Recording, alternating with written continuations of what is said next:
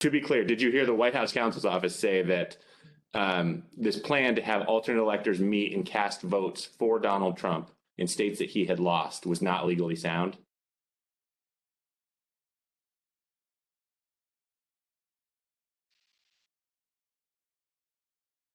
Yes, sir.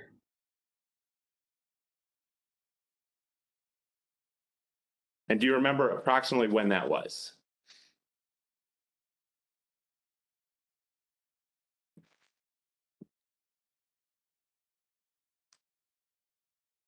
I'm trying to not be overly broad, but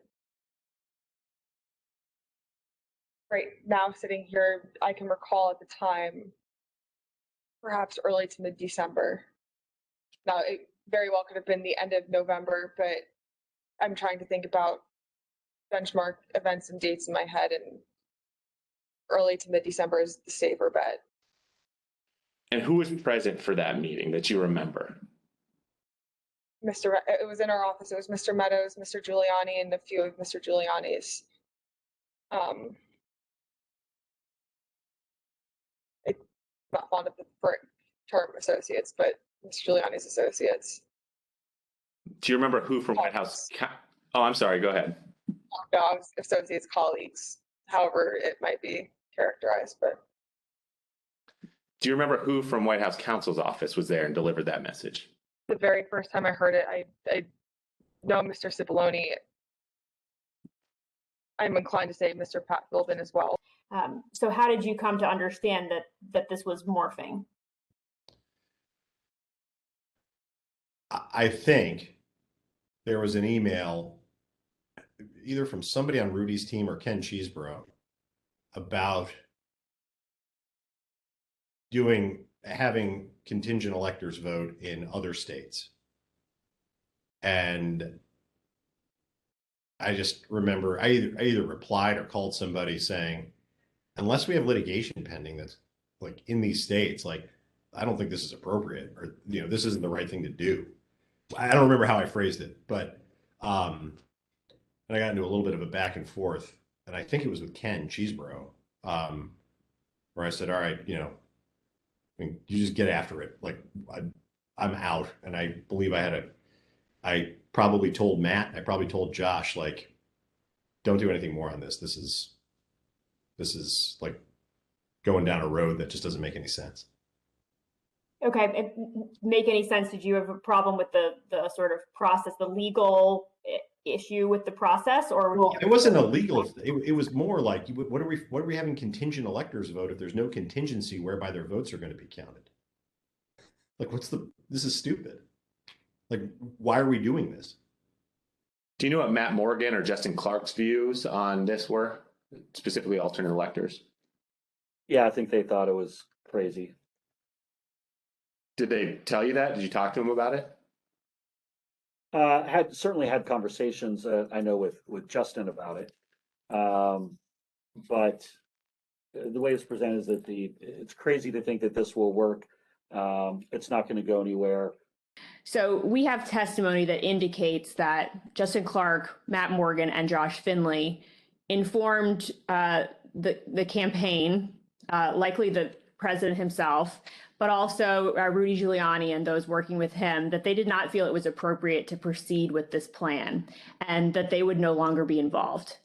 They were at that time told that this lawyer, Ken Cheeseborough, would be the point person for this campaign, or not campaign, this effort to convene the alternate slates of electors. It doesn't sound like that was communicated to you. Is that fair? That was not communicated to me.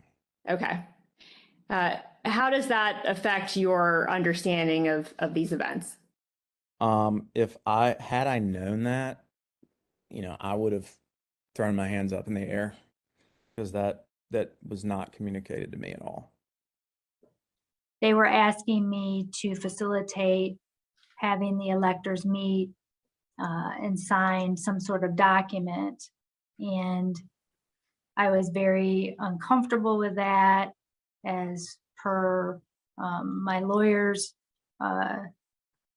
opinion as well, like confirmed that we felt that was something that was not appropriate. So we came up with a document that we would have them have a ceremonial meeting. And one person would sign a document stating that if perhaps something were to happen in the courts, they were willing and able to serve as electors from Michigan for Donald Trump and Mike Pence. These people were going to, in violation of the lockdown, sneak in and stay overnight, and then allegedly kind of cast their vote in the Michigan Capitol. Okay. So when you say hide overnight, you mean what you just said. They'd sneak into the Capitol on the 13th, hide there so they could vote on the 14th? That's what he told me, yes. And I, in no uncertain terms, told him that that was a very, very bad idea and potentially illegal. You said that you were uncomfortable now a couple of times with this and thought it was inappropriate. Why is that? If you could explain that a little bit more. Well, one, I think it was just, it was a harebrained idea, and the more details I got, it became more harebrained. When you read those Eastman memos, did you see a connection between what you had been asked to do, convening these electors, and what he had recommended? I thought that it was that there certainly was a connection. I don't know if at the time that had been the kind of shadow, if you will, strategy, and we were just, kind of useful idiots or rubes at that point, just kind of do it and I don't know if that had been done. Part of me, a strong part of me really feels that it's just kind of as the road continued and as that was failure, that got formulated as what do we have on the table? Let's just do it. And how did that make you feel about your having been involved in the alternate electors meeting in Georgia once you saw those memos and thought that there was a link? I was ashamed.